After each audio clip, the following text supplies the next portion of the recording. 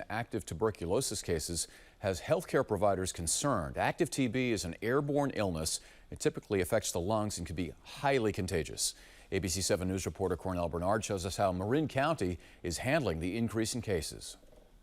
Normally every year we see around 5 to 6 cases of active tuberculosis in our county, and usually it's among people who live in nursing homes. That's changing, says Marin County Public Health Officer Dr. Lisa Santora, who's now seeing an uptick in active TB cases. Now we have already 14 cases this year to date of active tuberculosis that we are treating in our county. Dr. Santora says there were 13 tuberculosis cases in Marin reported during all of 2024. Right now we're seeing tuberculosis in a younger population, so an under 30 crowd.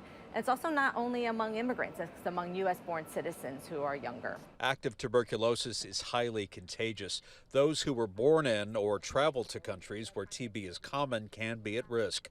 Patients with latent TB don't always show symptoms, but active cases do. The problem with tuberculosis is sometimes it looks like a common cold that just won't go away. Dr. Doris Seed from Marin Community Clinics is aware of the increase in Marin TB cases.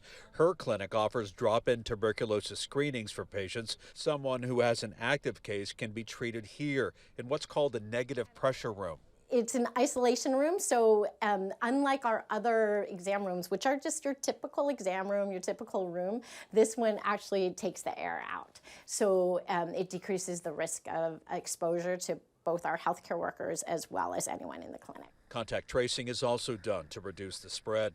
Tuberculosis can be treated with antibiotics. The State Department of Public Health says California averages about 2,000 TB cases per year. Dr. Santora worries additional cuts in state and federal funding could put screenings out of reach for some.